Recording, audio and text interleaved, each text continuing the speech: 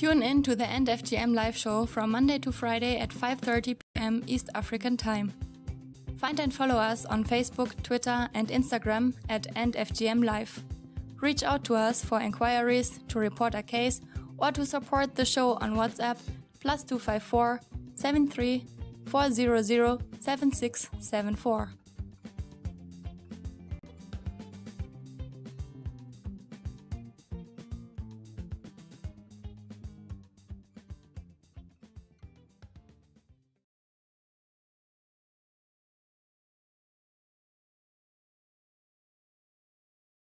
Today's End FGM live show has been supported by the global media campaign to end FGM.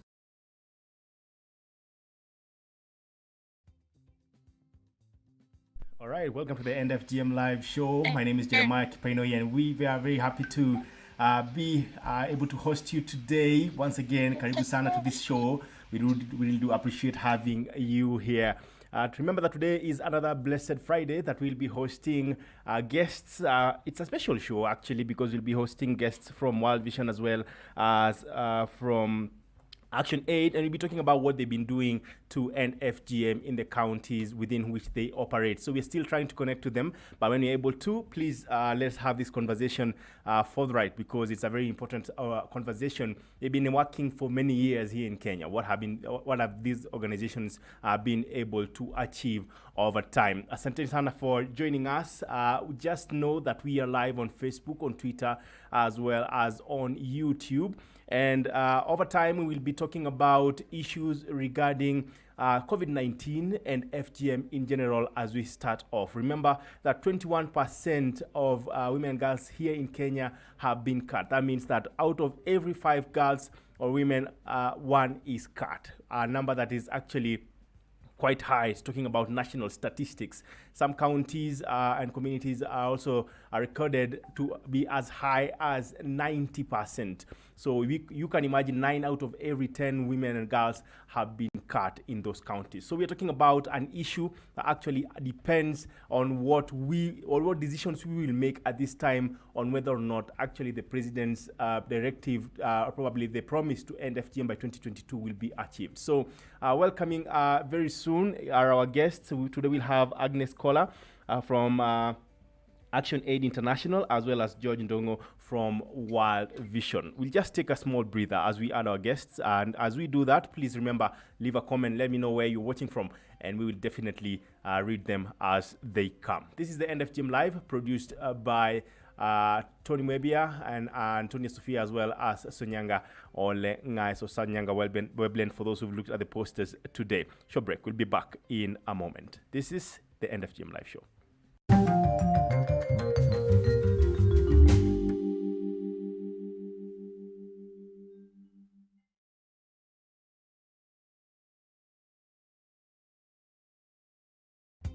Tune in to the End FGM live show from Monday to Friday at 5:30 p.m. East African Time. Find and follow us on Facebook, Twitter, and Instagram at End FGM Live.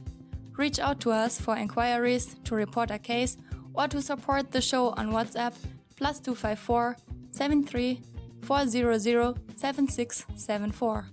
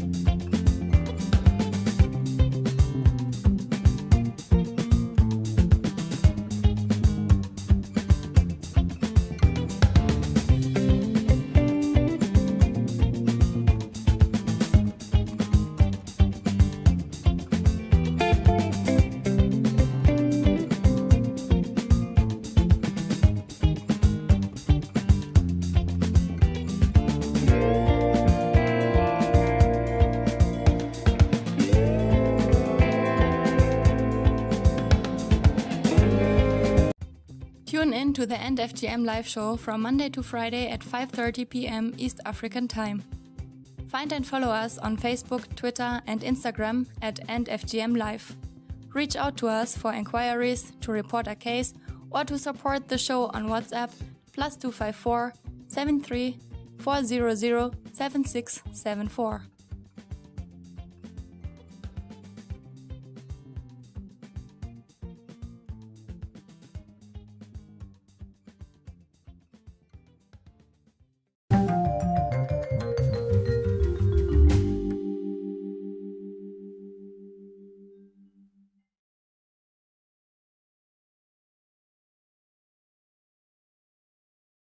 Today's End FGM live show has been supported by the global media campaign to end FGM.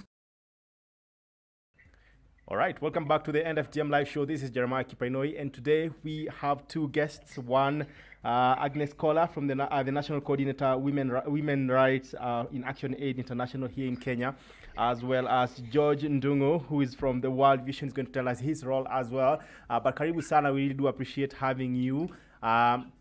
Just urging everyone who's watching right now from wherever you are, please leave a comment and let us know what you think. Ask us. These are experts, and they will definitely answer your questions whenever they come in. Just go straight in and start off this day. Corona pandemic is here.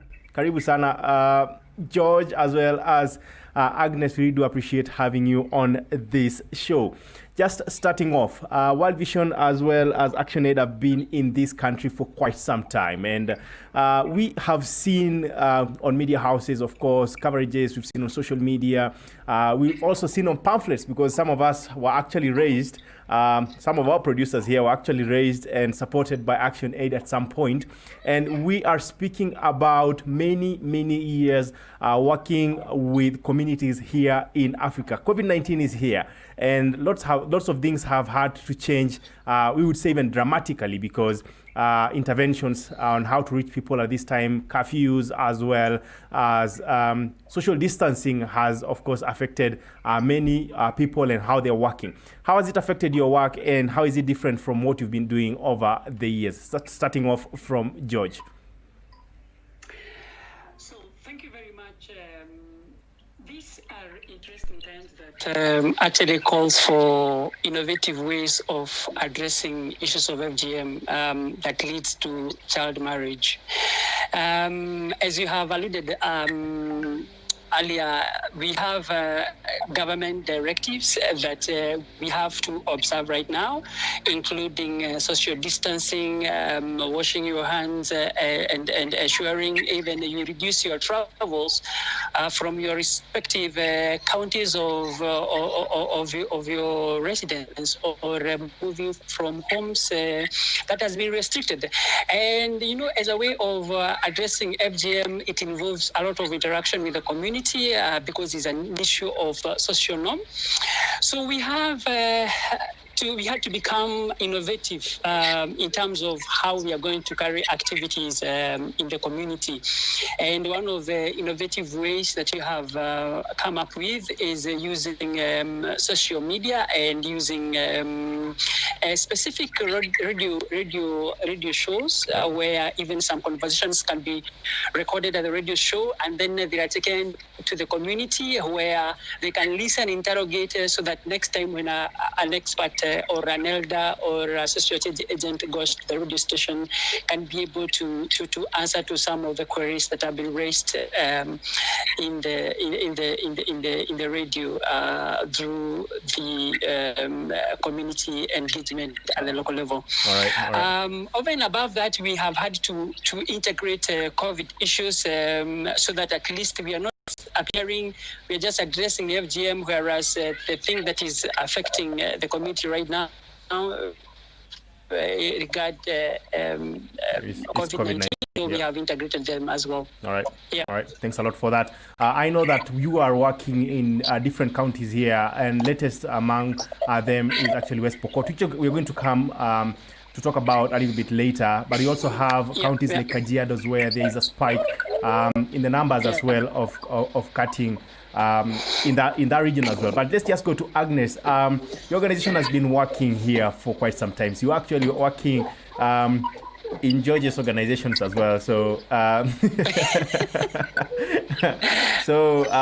there's lots of information, of course, you've had working with different CSOs as well as different governments, because you also have the county governments now in regards to just ending these harmful cultural and traditional practices. Just speaking about how long Action Aid has actually been in operation, and what are the lessons that actually been able to draw over time that has really helped it to adapt to the COVID-19 situation right now? Thank you, Jeremiah. And just like George has said, we have had a lot of challenges around adjusting during this period, but one of the things that really boost our issues around prevention and response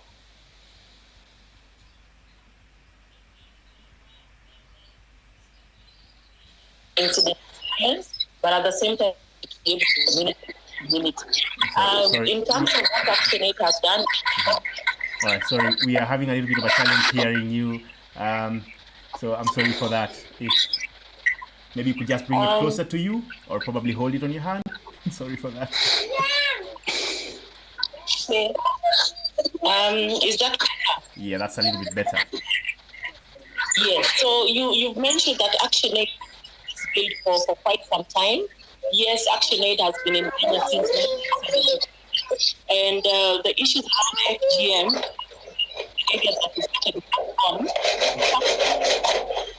I'm so sorry, we are not able to hear you very well. And to the listeners, we're just going to take a short break. I'll just try to fix that. But just remember, that is still live. We're going to talk about issues regarding FGM on this show. So please hold on. We'll come back and make sure that all the sound is clear, and then we'll be running on. Please leave your comment and let me know what you think. Ask any questions. As you said, these are experts. They will answer it.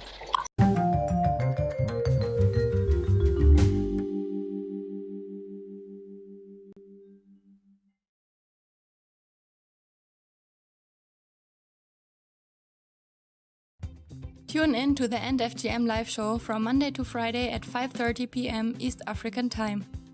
Find and follow us on Facebook, Twitter, and Instagram at End FGM Live. Reach out to us for inquiries, to report a case, or to support the show on WhatsApp +254 73 400 7674.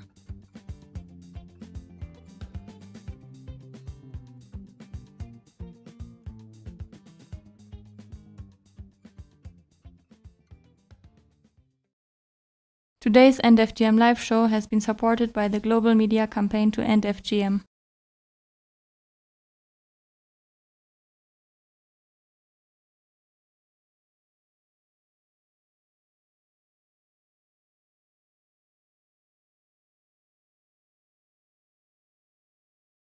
All right, we are back. This is the End FGM Live.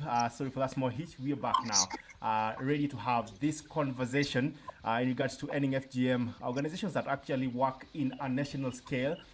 Today we have Agnes Kola who is the national coordinator for Women Rights Action Aid International, as well as George Ndongo, who is working also in almost a similar department.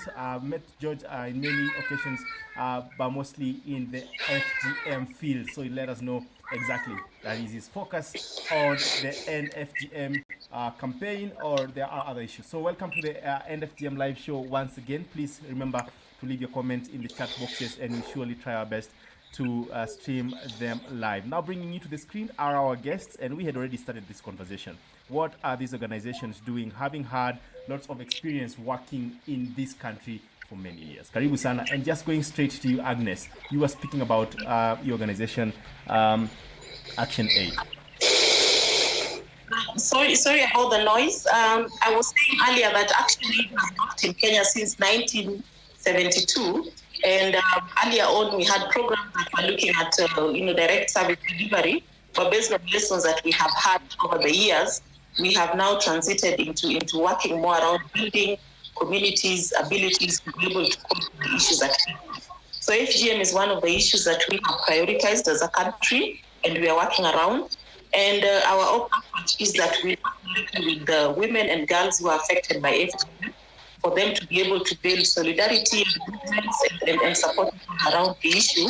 Yeah. But at the same time, we bring in other critical community actors who we know can really shift the whole thinking around it. So we work with religious and cultural leaders, and we also try to go beyond Kenya because ActionAid is in several countries of the world. Okay. So using that advantage, then we are able to bring together all the actors who are working around FGM in Africa and in other parts of the world, and have to strengthen kind of approach. So we've been able to see a lot of changes as ActionAid, seeing information around FGM being disseminated, and increase in accessing services that have helped to prevent FGM. But we've also seen an increase in the number of cases that are going down. So we actually, FGM is coming down, and therefore the process that we are putting in. All right. Thank you very much. Working in the grassroots, and I know these are actually organizations that are involved in multi-sectoral approaches, trying to reach different stakeholders. As you've said, we have cultural leaders, religious leaders as well. We have interventions that are actually held by people from the grassroots. We have CBOs as well as working with the county and national governments. George, we are still using statistics for 2014 KDHS, and one big problem now that you are working in different counties, we actually lack county-specific data. Yet we are asking these counties to pass policies that actually will enable us to tackle these issues within the county. Yet we do not have the data. How is it working in such scenarios? Jeremiah, as you have alluded to, we do have a challenge in having county-specific data. Yeah. And now World Vision works in 35 counties, and 19 of those 35 counties we have FGM. Actually, they are categorized as hotspots for FGM. And when you don't have statistics, it becomes a problem for you to know you're moving from what to where. And actually, as you have alluded to, the statistics that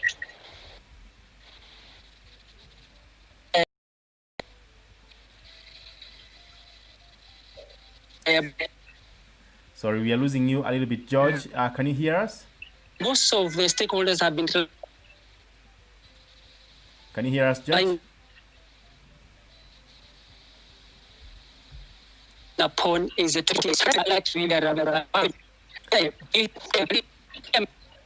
All right, Can you hear me? We are losing you a bit, George. I'm sorry for that. Yeah, I'm not very sure if you can still hear us. If you can, please let us know. Yes, I can. I can hear you very clearly, Jeremiah. Okay.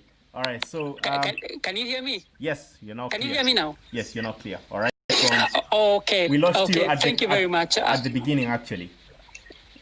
Okay, let me start. I was saying that statistics are critical for you to be able to address any social or any other problem that you have in the community or a challenge you have in the community. So I was saying that World Vision works in more than 35 counties, and 19 of those counties are categorized as hotspot counties for FGM and, of course, child marriage. And of course, stakeholders have been relying upon 2014 statistics that have been given by KDHS. I was saying for us as World Vision, we are lucky because we work with UNICEF as our partners and UNFPA as our partners. So they produce statistics for us that helps us know where we are coming from and where we are going. And maybe I can give you a highlight of data that was produced by UNICEF in 2017 that showed a significant difference in terms of the change that has been realized in a place like Kajiado Central. When they looked at the age between 18 to 49, which is the age that you have not focused so much, but we have focused so much between 9 years to about 18 years, especially for children, we realized that there was a significant difference of FGM prevalence, about that 8% difference, which is a very good change. And then when you look at Samburu, we work in Wamba, we actually realized that we had been able to achieve 25% decrease in terms of FGM. And if you look at the FGM statistics from KDHS from 1990, 8, I think, and you compare it with the current statistics, which is 21%, you realize that the decrease has been about 5 to 6%. So having realized about 25% to 38%, that a good is a significant change in the community in terms of FGM prevalence. So my take is that we really need to continue working with the county government because we realized that actually even KDHS produces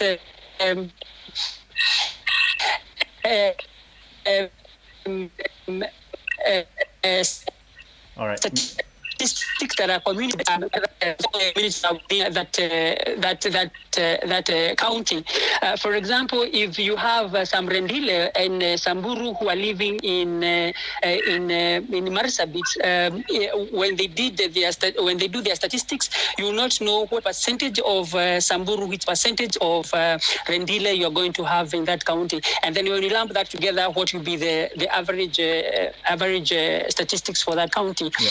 So that's one of the things that we are working with stakeholders, especially anti-FGM and other stakeholders, to ensure that this data is going to answer the questions that you have been having in the counties that we do our operations. All right, thank you very much for that. We lost you for a moment, but I think the message was passed. And to you, Agnes, I know that you've also been working, the organizations have been functioning in these counties as well. I do not know exactly how many they are in this country, but one thing that I know is that you've been also working, and as you also are focusing on the Department of Women, you are also very much in touch with what girls and women go through in the counties that you operate in. Just talking about the exact same thing that George was talking about, we still have a problem with data. Is it a challenge you're facing? Yes. Start off just to clarify, ActionAid works in 8 FGM practicing counties. Right. Our work is in counties, but our FGM advocacy and program works in 8 counties. And the issue around data is national statistics. We are told that our prevalence is 21%.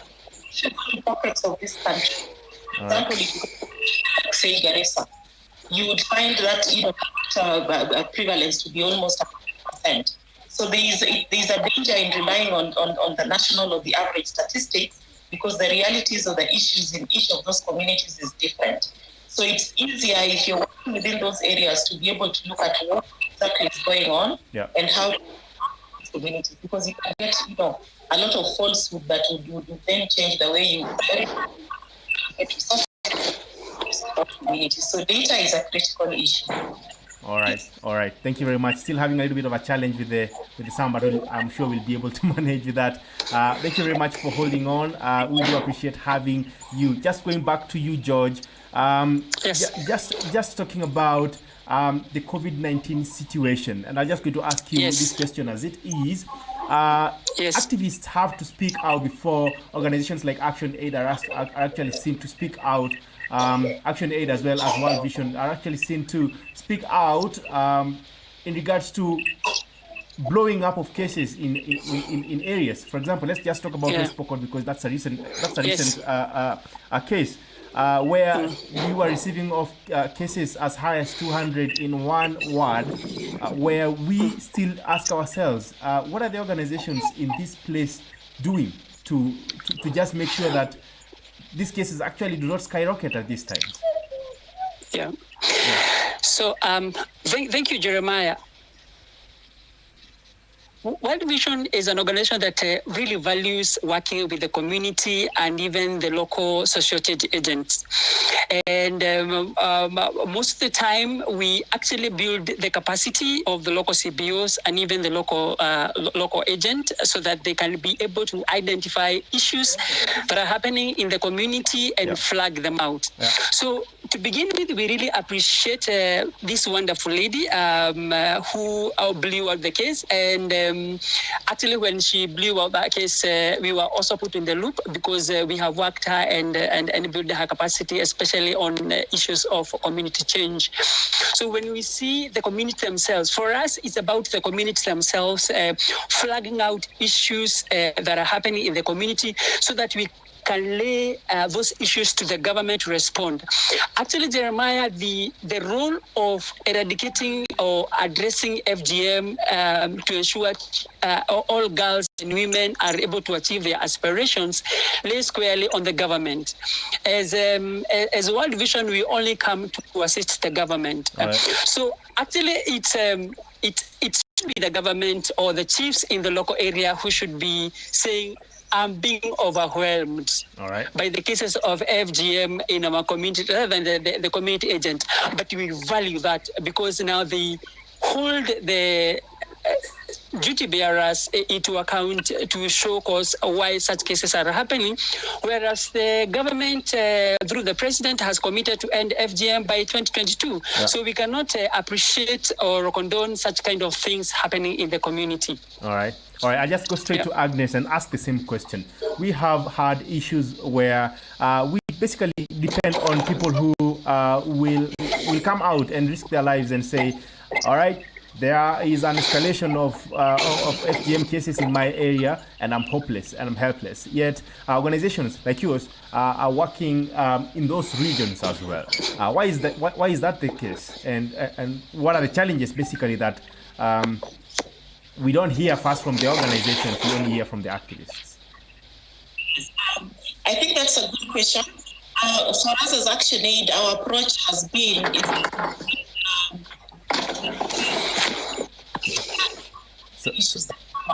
all right. So if you can hear me.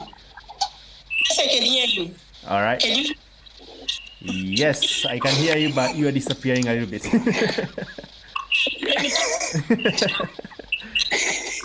As we work with community-based organizations and capacity, strengthen them to be able to identify the issues within their areas and to be able to be at the forefront.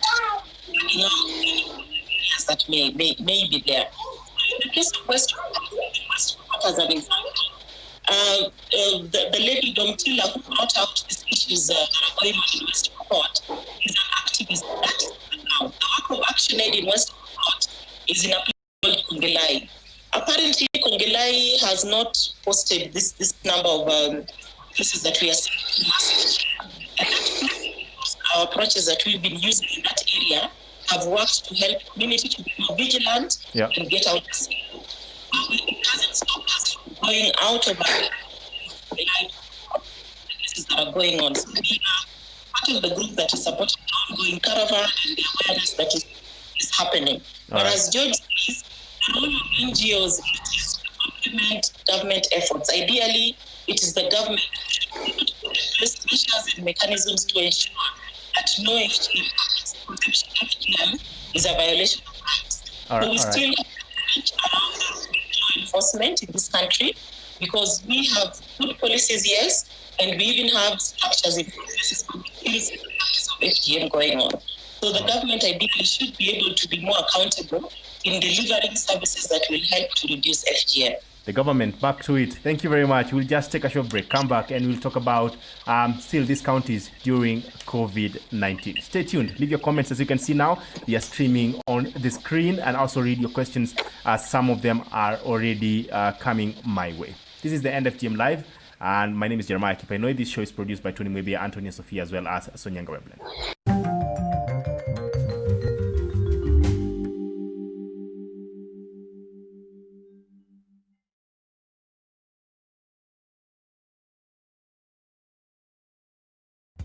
Tune in to the End FGM live show from Monday to Friday at 5:30 p.m. East African Time. Find and follow us on Facebook, Twitter, and Instagram at @FGMLive. Reach out to us for inquiries, to report a case, or to support the show on WhatsApp +254 73 400 7674.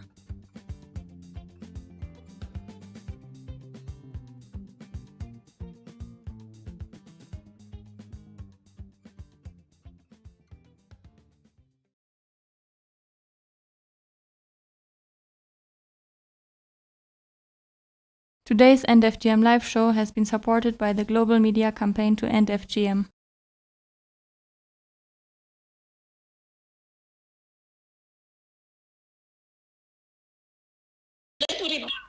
All right, we're back. This is the End FGM live show, hosting guests from ActionAid as well as World Vision. Just leave your comments on the comment section and we will try our best to read them. Remember that we are using the hashtag EndFGMLive, and we're just asking what are organizations working in these hotspot areas actually doing to end FGM, and what challenges are they facing. So I'll just go straight to World Vision, represented by George Ndungo, who is actually heading, and you'll just clarify this as well, because I know that you operate. I have friends who say that you also work with the Kajiado team. So probably it would be nice if you'll also let us know the exact department. But speaking about what you actually operate with apart from FGM, COVID-19 has posed lots of challenges in regards to ending FGM. But there are other factors that actually contribute to FGM that we often overlook. We have child marriages, we have teen pregnancies, as well as we have defilement cases, which these girls are often forced to marry the perpetrators. Just looking at that, do you actually have any spike in cases due to COVID-19?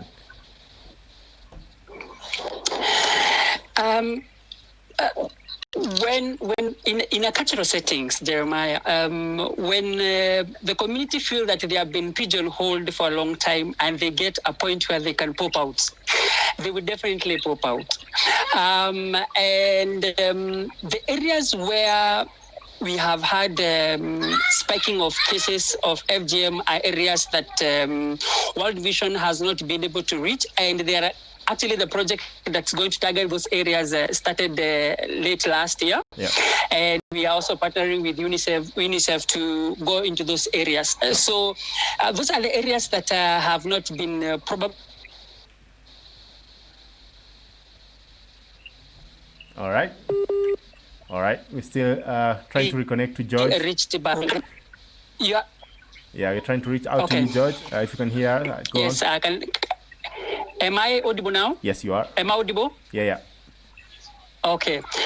As you have put it, we have spiking of cases during COVID because people are aware that the community social agents who have been working tirelessly in the community through the support of our partners are probably not allowed to move to those areas, and probably the chiefs are not going to be going to those areas, especially chiefs, and I want to be very specific here, chiefs who are reformed. They are those who are still perpetrating FGM. So those are the areas where we have a spiking of cases, and we do, as World Vision, work in Kajiado, but we haven't received any confirmed spiking of FGM in Kajiado from social change agents, and we are hoping it's not going to happen. But now we are more than ever proactive,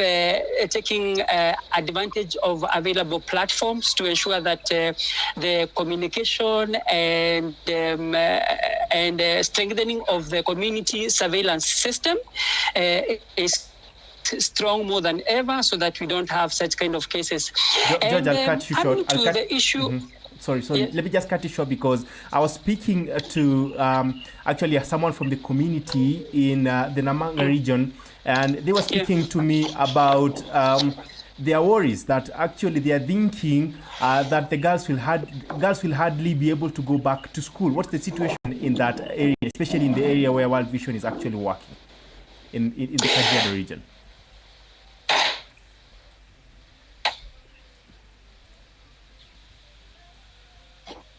So, sorry for that, George.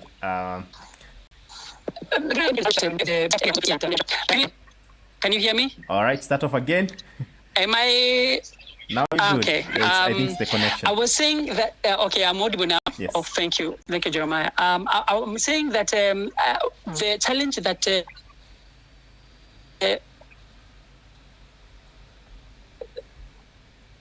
all right, we are having a challenge with that connection. Of course, you know that we are all from the grassroots, so we are trying our best to connect at this time. Is fact that all right. Audible now? Yeah. I think it's the connection. You're completely audible, but we have a problem with your connection. So maybe just very briefly now that we can hear you. Okay. So I was saying that there's a system that has been put in place which has been working very well in the community, where we have rescue centers and foster care parenting. All right. And those systems are currently having a challenge. Where we have rescue centers, they don't have sufficient food to take care of the girls who are there. And not all foster parents who are willing to take up girls who are at risk. So the challenge of those two systems is likely to pose a challenge for girls who are going back to where they had threat of going through FGM and child marriage. Right. So we are banking so much as our vision on the community members you have trained as surveillance, as well as the chiefs and the government systems, to ensure that these girls are not going to be taken through the same thing that they never wanted to be taken through, because they want to achieve their aspirations in life. All right. So there is no spike in Kajiado? Yeah, well, not that we have had, but our eyes and ears are on the ground. All right, thanks a lot. And to you, Agnes, I know we have still talked about this, and I know working with these communities, your organization is on the ground at this time. But what challenges have actually has COVID-19 caused in the operations, basically your operation as an organization, and how has that affected the impact that you have on the ground? Yes, it's true that COVID-19 has presented issues that are new and not there before, because a lot of interventions that we have, for example, based on focus, ability and confidence, and give them less. Now the is that out for 3 months, that could be out for another 3. There's a huge risk that FGM may escalate, and then there's the strong link FGM and child drop out and pregnancy. All right. Your audio is a little bit challenging still. I'm so sorry for that. Can I increase the volume? Is that better? I do not know exactly how you're going to work that around that. But yeah, we are breaking a lot. I'm sorry for that. Yeah, maybe you could try something else. Yes. Are you okay now? Yeah. Just let us know if you can hear me. Yes, I can hear you. All right. But that is better. Yes. It's better. That's better now. There's some noises in the system. I don't know where that. What I was saying is that as actually COVID is that, and one of the issues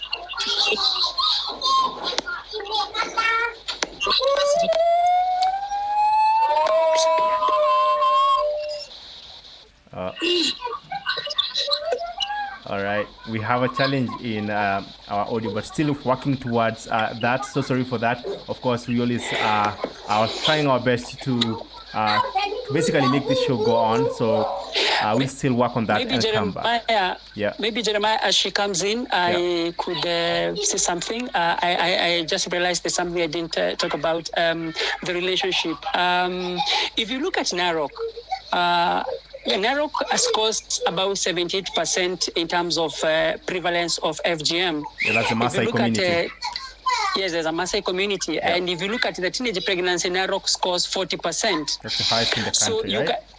Yes, the highest in the country. So you can see the relationship between FGM and pregnancy and also subsequent child marriage.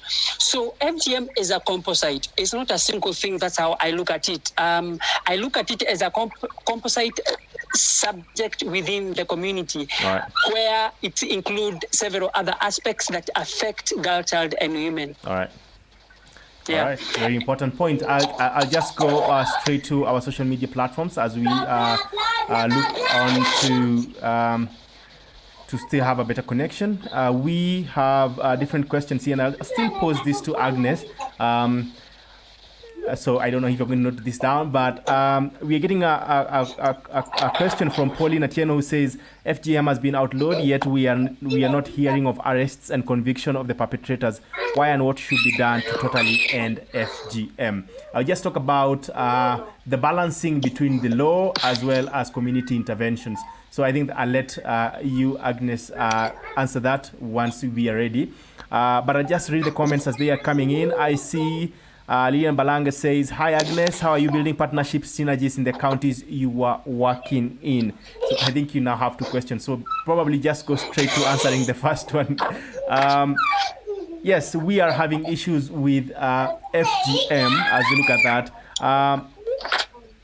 And let me just read it as it is. Pauline says, FGM has been outlawed, yet we are not hearing of arrests and convictions of the perpetrators. Why and what should be done to totally end FGM? I know there have been arrests, but why is it so limited, and what should be done?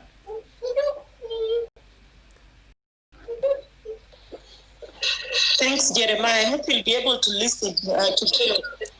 Yeah. I think the issue of arrests and prosecutions, yes, there's arrests in Kenya, in Kajiado, even in West Pokot, there's people that are going on right now. All right. They are circumcised, arrested, and their parents that are arrested. Arrest.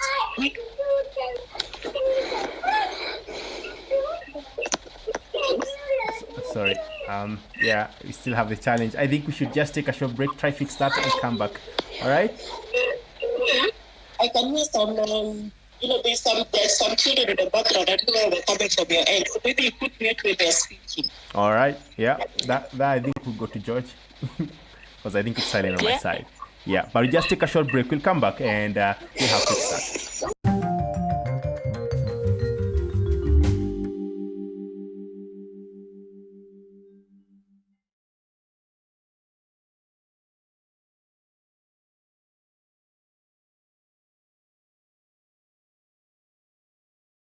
Today's End FGM live show has been supported by the global media campaign to end FGM.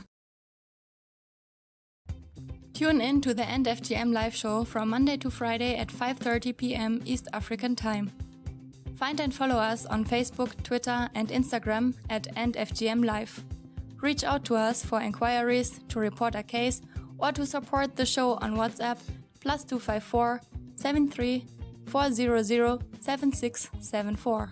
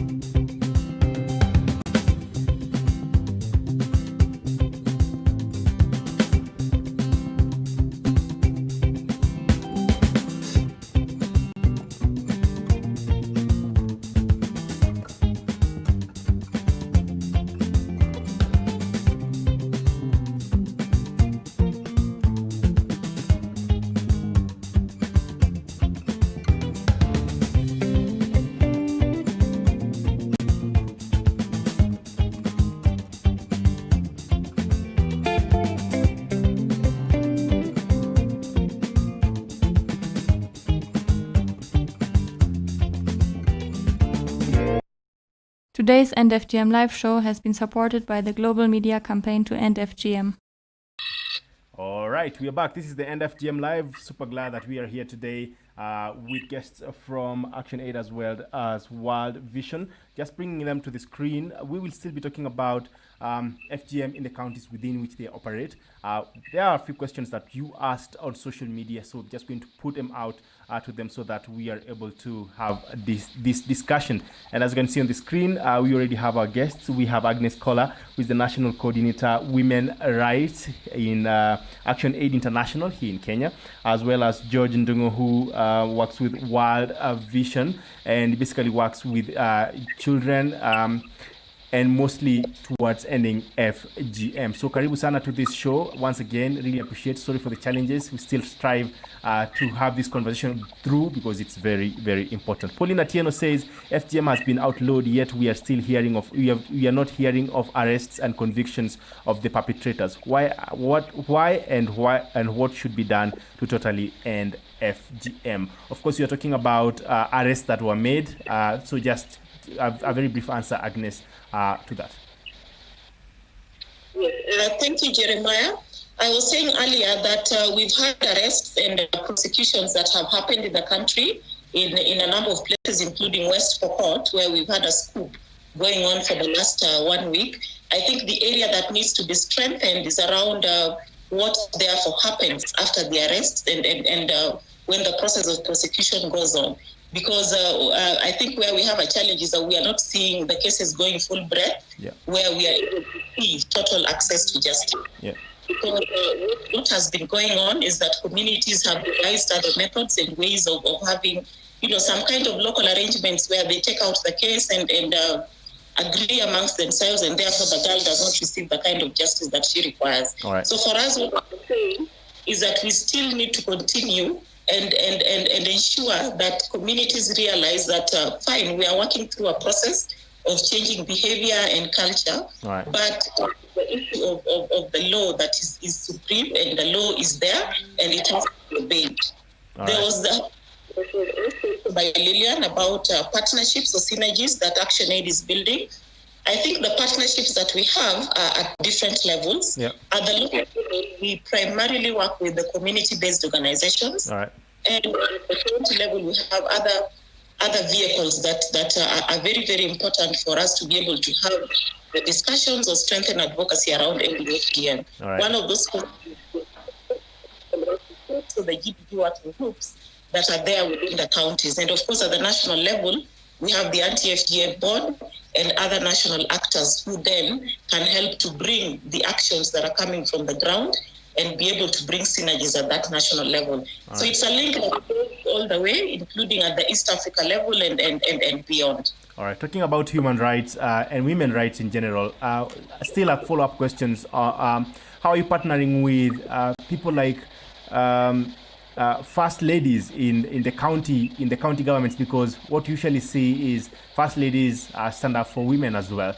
But is there any coordination with that? And if so or not, is there actually a budget that comes that helps to synergize that? Yes, in the progressive first ladies, and we'll be able to work with that structure. The unfortunate bit is around the budget, because when we go in as Action Aid, then the expectation is that the pot of money then is coming from Action Aid, which should not be the case. There should be an allocation, whether it's the office of the first lady or it's the women representative office or any other government office that can allocate resources that help us to be able to address these issues. So yes, where there is a structure or where there is an environment that is conducive for engagement, we use that space to be able to bring in the issues and advocate around issues of preventing FGM or responding to issues. But on the issue of resources, of course, it is still a big issue. You the budget that was read yesterday, and I'm sure you did not see anything specifically talking about ending FGM. So it's still a big issue in this country, and it's something that we should continue advocacy around. All right. I read Geoffrey Okumo's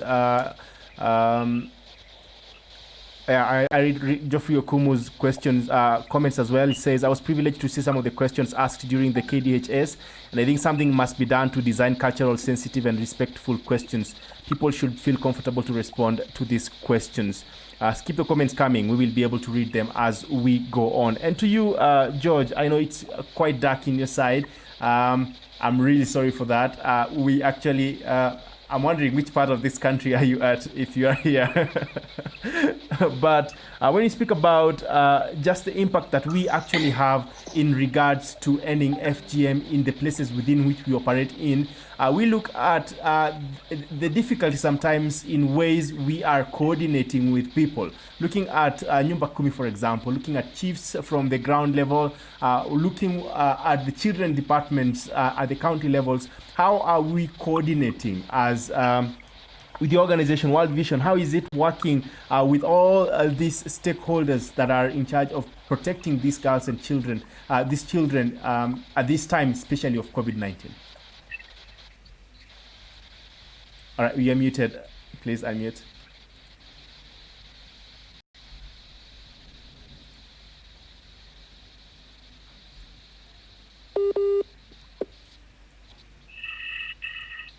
All right, can you hear us, George?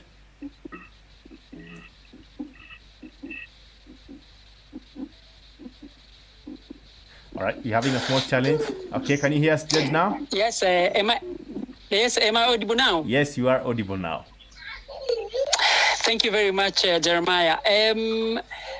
One of the critical things that for a long time as stakeholders we have dealt with is the aspect of coordination. And one thing that we want to appreciate is that we have the anti-FGM board at the apex that coordinates all the interventions regarding FGM. But for us as World Vision, because we work at the grassroots level, one thing we have done is to ensure that there are structures that are within the counties and the areas where we work with to address issues of child marriage and FGM. And one of the structure that we really work with is area advisory committee that deals with issues regarding children. The other structure that you have been really working with the support of UNFPA is strengthening gender networks and anti-FGM networks at the county level, and also strengthening the surveillance systems, which includes the chief and social agents, so that these cases, when they are identified, there is nowhere there is a gap.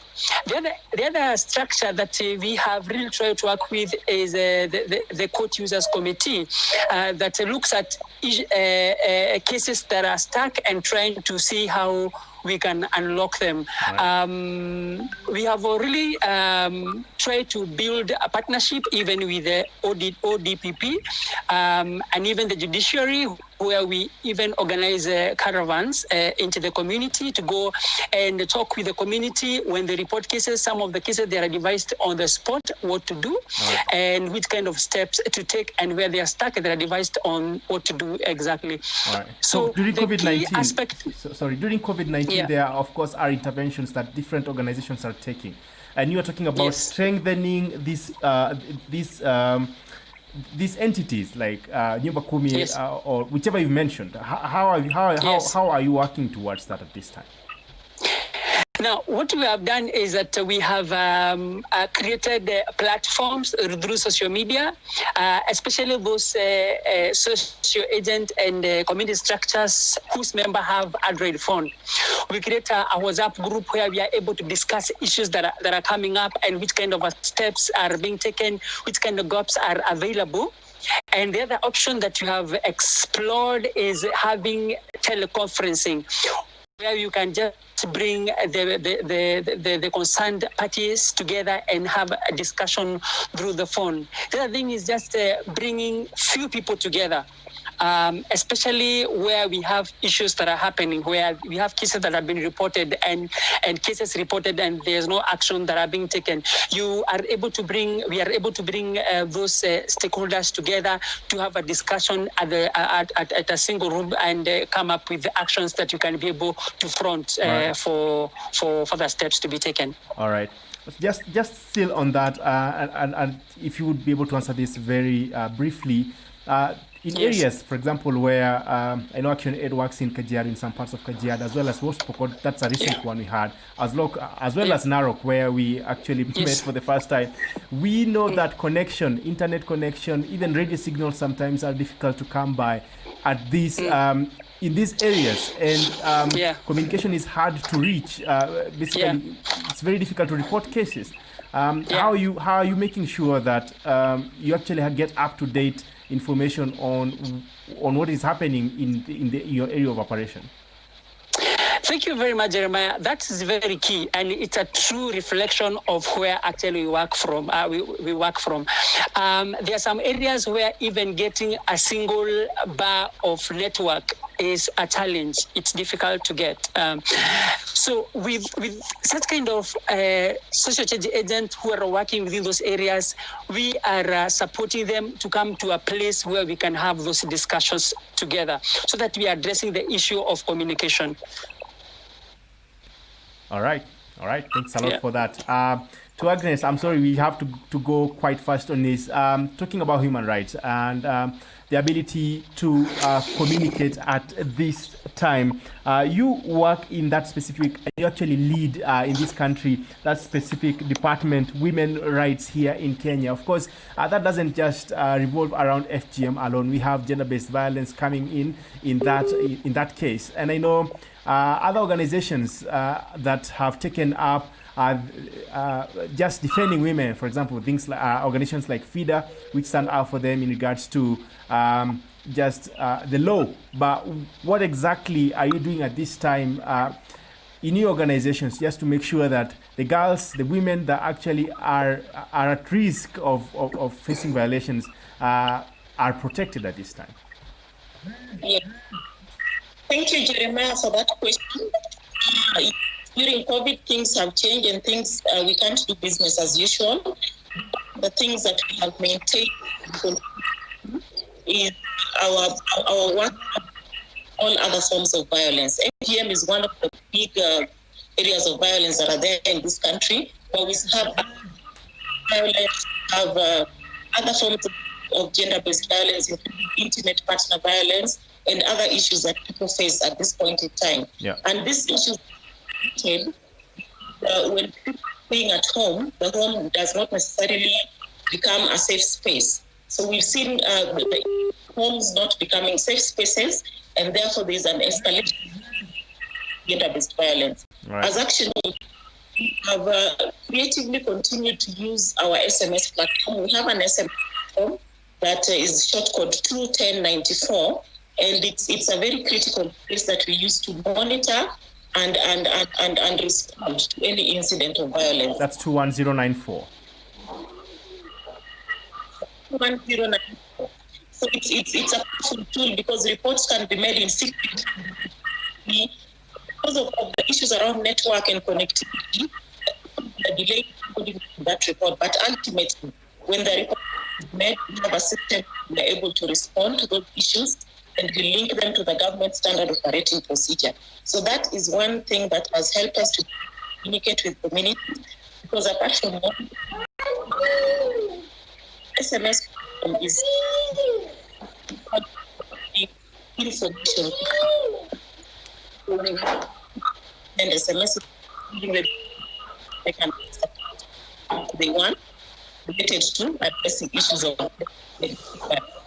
All right, thank you very much. Still having a little bit of a challenge with the sound, but thank you very much for that. We really do appreciate that very insightful response in that regard. And one issue that we've always been talking about, if you're joining us today for the first time, is things like toll numbers, as well as free ways people can reach out for help. And organizations have come up with suggestions of how to do this from a national as well as from a county level. But we're still looking at people who are not very well informed in regards to that. So just speaking about how people are able to respond to this or just to report in secret, as you have just rightfully mentioned, Agnes, how difficult and how informed people really are in that regard, and how can you make sure that actually people who want to report these cases are safe and they can do it wherever they are without being threatened or feel like they'll be at risk. So short break, we come up and conclude this show.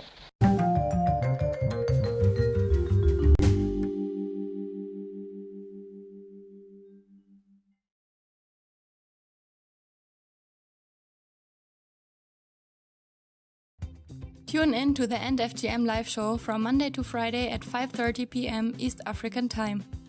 Find and follow us on Facebook, Twitter, and Instagram at End FGM Live. Reach out to us for inquiries, to report a case, or to support the show on WhatsApp +254 73 400 7674.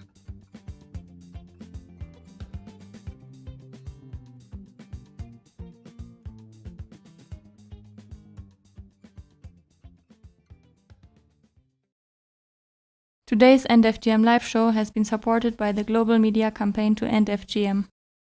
All right, we're back. This is the End FGM live show. My name is Jeremiah Kipainoi, and today we have two guests from Action Aid as well as World Vision.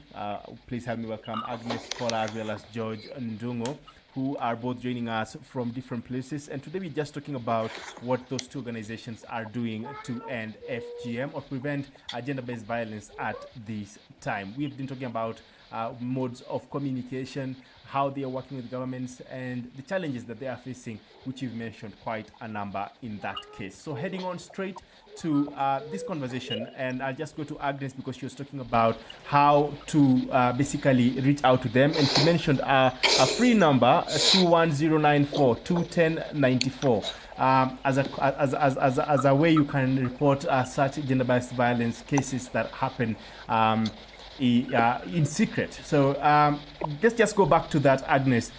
Toll numbers, free SMS lines. How are you supporting that?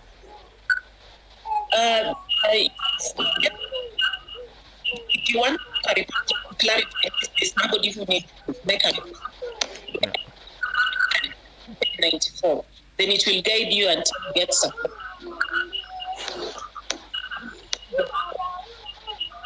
Oh, sorry. We're still experiencing some sound changes, Agnes. I'm sorry for that. If you can hear me, you okay now? Yes. I hope you can hear. Can you hear? There's a little bit of an echo, but we can hear you. I think you can get what you'll be saying. Okay. The SMS platform is not in English. It's in Kiswahili, all right, which is more to many communities. And it is also manned by people who come from areas are made. For example, if a report is made from Baringo, the people who are manning the platform from that area are locals from that area. So even in terms of communication, they can communicate in the local language, and they will be able to channel the case through the local mechanisms that are in that area. So if the cases are not coming to Nairobi, they are being redirected back for help. All right. So it happens at a very, very local level. And these are people who have been taken through issues around safeguarding. They are people who have signed on to confidentiality. So they have things that keep them in check. There's also the whole element of being able to report for somebody. So if you see or witness an incident that is going on, it also gives room for you to report on behalf of somebody. All right. So it helps people who may not have access to mobile phone, all right, or who may be going through some issue that may not allow them to report. All right. So mechanisms that enable the platform to be able to work more effectively. All right. Thank you very much for that. We do appreciate you taking up that as well. We know that lots of issues happen when we are not connected physically at these times. George, to you as we bring this to a close, you work with UNICEF, as you had said, with UNFP as well.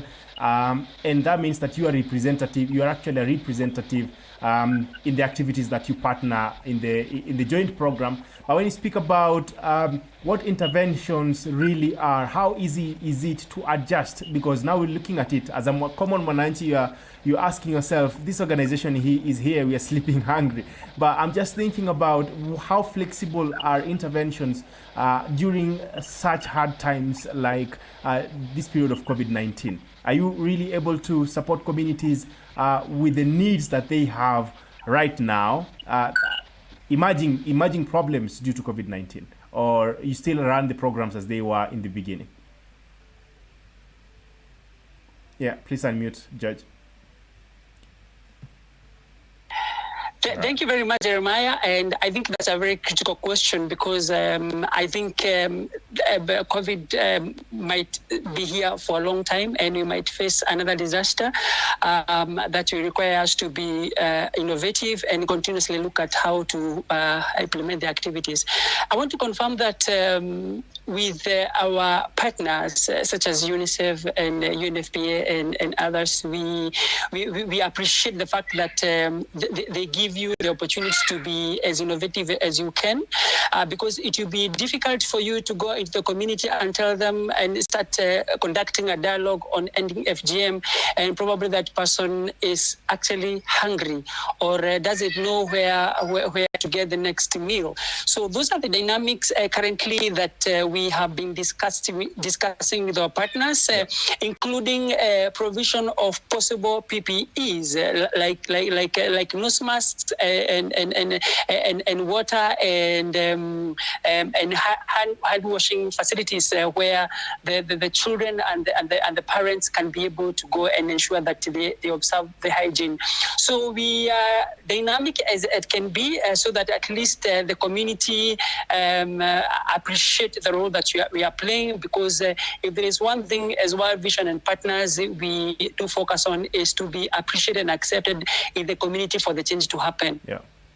Community-led change is usually a very consistent topic in this NFGM campaign and conversations regarding gender-based violence. So that's a very important point. Thank you very much for that. Thank you very much for joining us, Valentine Koyo. I see you. Godfrey Okumu says, community-led and informed intelligence systems are key when dealing with deeply rooted social norms, issues like FGM, C. And government data does not reflect community realities at times. We should use it as an entry point, hence interrogating such data is key. All right, we just bring this to a close. One thing that I always ask, and I think it's really important, especially now while speaking with you two, is we always ask ourselves, that organization, those are their offices, but how can we reach out to them in case of an emergency? We just want to bring this to a close. And I'd just like to ask you that question. How do people reach out to you as you give us your parting shot? Starting off with Agnes. Actually, in the counties where we work, we have work in 17 counties in Kenya. All right. Rights program areas. These are small community offices in county. We have an office in areas where. So it is easy as opposed to telling the community that send an email to the number in those areas to book in and present their issue. And communities actually offices are. So instead of sorry, we are losing you a little bit, Agnes, on that again. I'm sorry. Let's just give it a try once more. Just a parting shot as well as ways people can contact you. Let's try it again. Of reaching Action Aid, what I was trying to explain, the offices within the community that we work with Action Aid. All right. So we're so sorry for that. We are not able to hear you. We're going to make sure that you actually are able to communicate that, because it's very important, especially for people who would want to reach out to your organizations. But to you, George, if you can hear me, your parting shot, as well as how do people reach out to you in case they would like to support the organization, if that's possible, or they just want to know what's happening in that region as well. Thank you very much, Jeremiah. And maybe before I finalize, there's something that Okumu has talked about, that it's difficult to change the community because of social norms. And that is actually true, because we are talking about rule of behavior by the community. And sometimes you may do a lot of intervention, but a community reaches a point where we call pluralistic simplistic ignorance, All right. where a person thinks that what he or she prefers and her attitudes are different from another person, whereas the expressed behavior is the same. Yeah. And that's where we find challenges when even addressing cases, because you ask people, they will tell you, no, we are not doing that, but in reality, they are doing it. Right. Now, coming to our division, as I had alluded earlier, we are in 35 counties, and we have established offices in those counties. So giving a specific number might be a challenge on how a person can be able to access, because I can give a specific number for a specific county, which might not be usable for another person in a different county. Yeah. But please, those who have Android phone, those who have website, you can go to World Vision website, Kenya, and then you can get the number there, and you can ask where the World Vision offices are, and believe me, you'll be taken. But we are available to support community interventions to ensure that we end FGM as soon as can be, for children and women to be able to achieve their aspirations for life. Thank you very much. Thank you very much, George, for that. We do appreciate having you, really. Yes, and just to you, Agnes, if you can hear me now, just a parting shot and how people are able to reach out to maybe your organization or your department specifically deal with women's rights in your organization.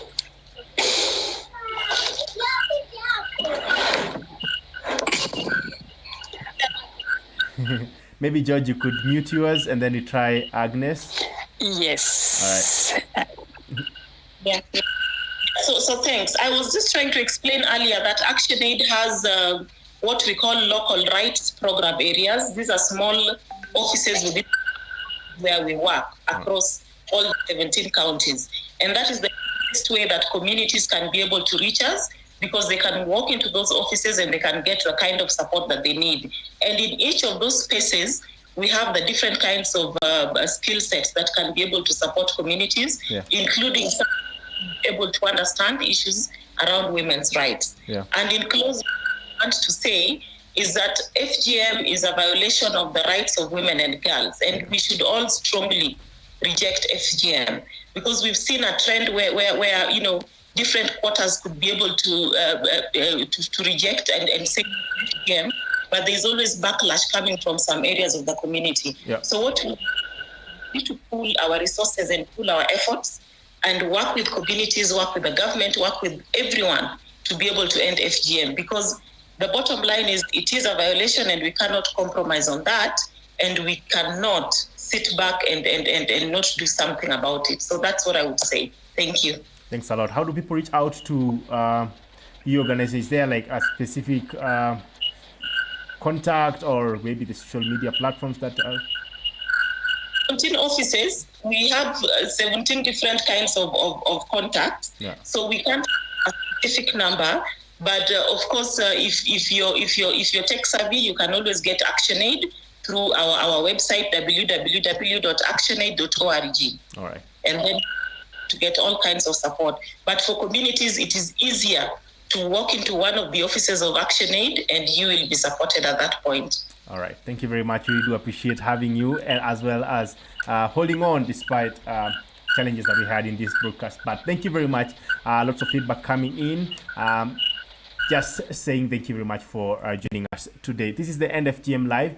Today we were with Agnes Kola, who is the National Coordinator for Women's Rights ActionAid International here in this country, Kenya, as well as George Ndungo, who is representing as well World Vision. And we are just bringing this to a close, where we have talked about different issues in different counties, but just revolving around women's rights during this pandemic, looking at where we are at right now, there are many interventions that have been taken either by CSOs, by governments, by NGOs, and we are looking at how each government is tackling and if you can borrow best practices. So if you have any interventions that you think would actually work, please let us know that you can feature in the next shows or in the coming shows on the End FGM Live. Just bring this to a close. Super glad to be able to host both George and Agnes. Asanteni sana for holding on as well. Just bring this to a close. To you, the viewer, asante sana for holding on as well to the end of this broadcast. Till next time on Monday, we will be back live. Stay safe. Keep those who are in your family and friends zone, I say, safe as well. Go ahead. Tune in to the End FGM live show from Monday to Friday at 5:30 p.m. East African Time. Find and follow us on Facebook, Twitter, and Instagram at End FGM Live. Reach out to us for inquiries, to report a case, or to support the show on WhatsApp +254 73 400 7674.